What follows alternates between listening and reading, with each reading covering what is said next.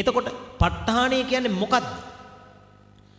සාමාන්‍ය මේ පින්වතුන් අහලා ඇති භාග්‍යවත් බුදුරජාණන් වහන්සේ සත්සතිය ගත කරද්දී පඨමං බෝධි පල්ලංකං ဒ ුතියංච අනිම්මිසං තතියං චංකමනං සිට්ඨං චතුත්ථං රතනාඝරං චතුත්ථං රතනාඝරං රුවන් ගෙයි.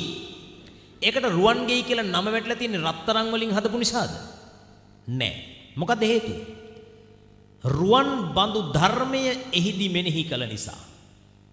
බුදුරජාණන් වහන්සේගේ ධර්මයේ පිටක තුනකට බෙදෙනවා අප්පච්චි. මොනවාද? සූත්‍ර, විනය, අභිධර්මය. මේ තුනම දේශනා කළේ කවුද? භාග්‍යවත් බුදුරජාණන් වහන්සේ. එතකොට ඒ බුදුරජාණන් වහන්සේ අන්නේ ධර්මයේ මෙනෙහි කරනවා. කොහොමද මෙනෙහි කරන්නේ? 4 වෙනි සතියේදී රුවන් ගෙයි ඉඳගෙන. බුදුරජාණන් වහන්සේ සූත්‍ර පිටකයේ මෙනෙහි කරද්දී, විනය පිටකයේ මෙනෙහි කරද්දී බුදුරජාණන් වහන්සේගේ ශරීරයේ කිසිදු වෙනසක් වුණේ නැහැ. අභිධර්ම පිටකයේ ධම්මසංගණීය, විභංගය, ධාතු කතාව, පුද්ගල පඤ්ඤත්තිය, යමකය, කතාවත්තු ප්‍රකරණය කියන මේවා මෙනෙහි කරද්දී බුදුරජාණන් වහන්සේගේ ශරීරයේ කිසිදු වෙනසක් වුණේ නැහැ. නමුත් පින්වත්නි ප ဋ ාණ මහා ප්‍රකරණයේදී ඔය සූවිසි ප්‍රත්‍යයන් මෙනෙහි කරනකොට මොනවද?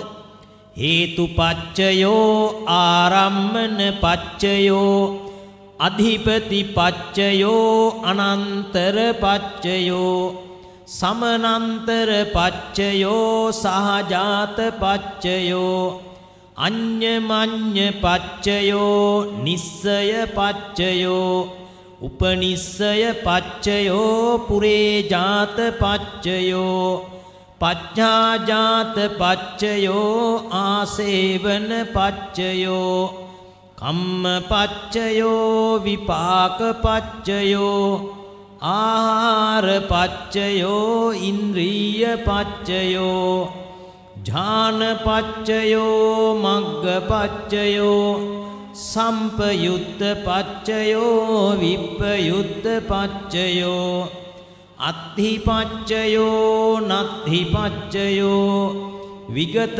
පච්චයෝ පච්චයෝති.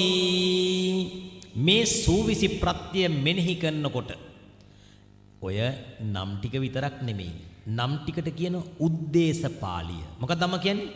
උද්දේශපාලිය. ඒ කියන්නේ කෙටියෙන් උදෙසනවා. නම් ටික විතරක් කියනවා. එන උද්දේශපාලිය. ඊළඟට නිද්දේශපාලිය. නිද්දේශපාලිය කියන්නේ පොඩ්ඩක් විග්‍රහ කරගන්නවා. මොකද්ද? හේතුපච්චයෝති. හේතු සම්පයුත්ත කාණං ධම්මානං තං සමුත්ථානානං ච රූපානං හේතුපච්චයේන පච්චයෝ. ඔන්න ඔය විදිහට ටිකක් විග්‍රහ කරගන්නවා. ඒකට කියන නිද්දේශපාලිය. මොකද්ද? උද්දේශය කෙටිය, නිද්දේශය මදක් විග්‍රහ කිරීම. ඊළඟට පටිනිද්දේශය. පටිනිද්දේශයේදී කරන්නේ මොකද්ද? ඒ හේතු ප්‍රත්‍ය සම්බන්ධයෙන් විසර්ජනා වාර කිහිපයක් ගෙනහැර දක්වමින් මේක මොකද්ද වෙන්නේ? වඩා විග්‍රහ කරනවා. කුසලා හේතු කුසල සම්පයුත්ත කාණං ධම්මානං තං සමුත්ථානානං ච රූපානං හේතුපච්චයේන පච්චයෝ. ඔන්න බලන්න ඒ විදියට කුසලා හේතු හේතු සම්පයුත්ත කාණං ධම්මානං ආදී වශයෙන් වඩා පුළුල් විග්‍රහයක් එතන කරනවා. ඊළඟට අකුසලා හේතු, අභ්‍යාකතා හේතු ආදී වශයෙන් මේක පුළුල් විග්‍රහයක් කරනවා නම් ඒකට කියන පුතා මොකක් කියලාද? පටිනිද්දේශය. එහෙනම් කොටස් තුනකට බෙදෙනවා. උද්දේශය, නිද්දේශය, පටිනිද්දේශය. භාග්‍යවත් බුදුරජාණන් වහන්සේ මේ විදියට මෙනෙහි කරනකොට ඒ බුදුරජාණන් වහන්සේගේ ශරීරයෙන් කළු කෙස් තියෙන තැන් වලින් නිල් පාට විහිදුණා. ඇඟේ තියෙන පිත කහ පාට තියෙන තැන් වලින් පීත වර්ණයේ විහිදුණා. රුධිරයේ තියෙන තැන් වලින් ලේ පාටට රතු පාට රක්ත වර්ණයේ විහිදුණා. දත් වලින් ඇසේ සුදු ඉංගිරියාව තියෙන තැන් වලින් ශ්වේත වර්ණයේ විහිදුණා. මේ විදියට නීල පීතා රත්ත සේතා මංජිට්ඨාච පබස්සරා සඩ්වර්ණ රශ්මි මාලාවන් බුද්ධස්සී ශරීරයේ පුරා විහිදී යන්නට පටන් ගත්තා. ඒක නිකන් නෙමෙයි. ඔබ මතක තියාගන්න මේ බුද්ධ ශාසනයේ බුදුරජාණන් වහන්සේගේ ශරීරයෙන් සවනක් ඝන රශ්මි මාලාවන් විහිදීමට තරම් සමත්තුණු යම් ධර්ම දේශනාවක් තියෙනවා නම් ඒ ඔබේ අතේ තියෙන ඔය ප ဋ ාණ ධර්ම දේශනාව.